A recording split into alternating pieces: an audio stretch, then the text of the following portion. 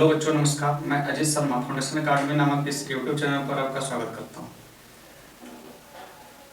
तो आप लोग कैसे हैं? उम्मीद करता हूं आप लोग अच्छे होंगे और आप लोग की पढ़ाई जो है बिल्कुल अच्छे ढंग से चल पा रही होगी।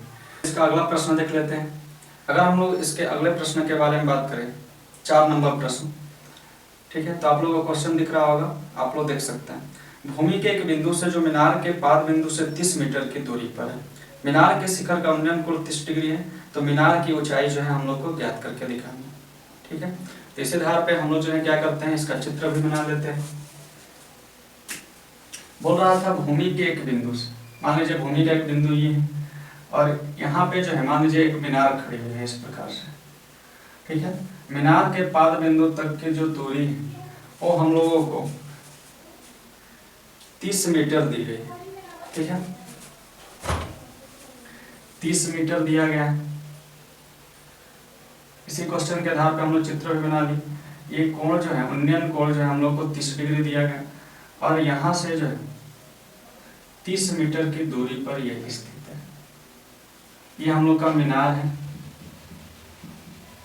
मीनार है और ये भूमि का एक बिंदु। अब इसका नामकरण भी कर देते हैं, ए, बी और सी।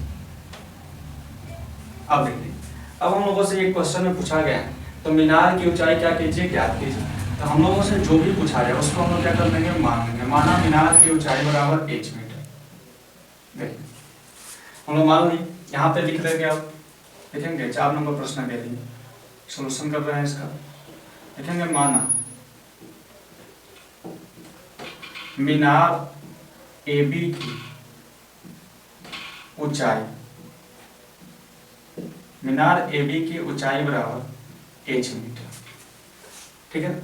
उसके बाद हम लोग चाहें तो जो दिया गया उसको भी लिख सकते हैं या डायरेक्ट हम लोग इसको हल करना भी स्टार्ट कर सकते हैं। तो हम लोग डायरेक्ट इसको हल करना स्टार्ट करते हैं। यहाँ पे लिखेंगे प्रश्न से, प्रश्न।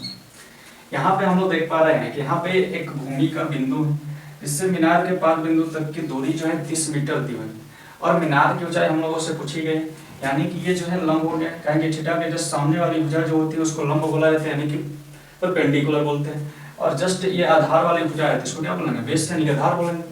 अब यहाँ पे हम लोग देख पा रहे हैं कि सबसे पहले इस त्रिभुज का नाम लिख लेते हैं। इसी त्रिभुज में हम लोग अपना कार्य करना स्टार्ट करेंगे। यहाँ पे लिखते हैं समकोण त्रिभुज, समकोण त्रिभुज ABC। समकोण त्रिभुज ABC में अगर हम लोग देखेंगे तो यहाँ पे ये लंब दिखेगा, ये जो है आधार दिखेगा। तो tan थीटा का सूत्र इसमें लगाया जा सकता है। लिखेंगे tan theta is equal to P/B, ठीक है। उसके बाद यहाँ पे थीटा का वैल्यू जो है 30 डिग्री दिया गया। यहाँ पे P का वैल्यू जो है h है और B का वैल्यू क्या है, तो 30 है, लिख दिया जाएगा। उसके बाद tan 30 डिग्री का वैल्यू जो हम लोग जानते हैं कि क्या होता है जी, तो 1/√3 होता है, लिख दिया जाएगा। बराबर में h/30। अब यहाँ पे बाइसियम का कार्य हम लोग करेंगे।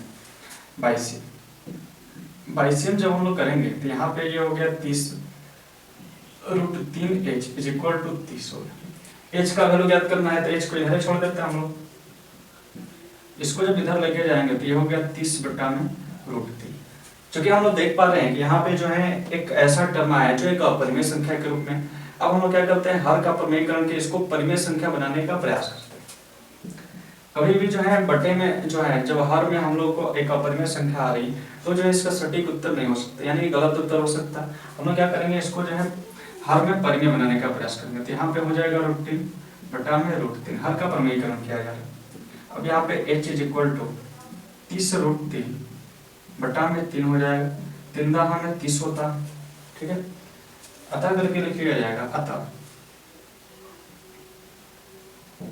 मीनार AB की ऊंचाई बराबर h मीटर, बराबर में क्या है 10√3 मीटर। यहाँ पे बिल्कुल हम लोग लिख लेंगे, यही जो है हम लोग का आंसर हो जाएगा। उम्मीद करता हूँ आप लोग हमारी बातें समझ पाए होंगे। आप लोग जो है इसका स्क्रीनशॉट कर लीजिए।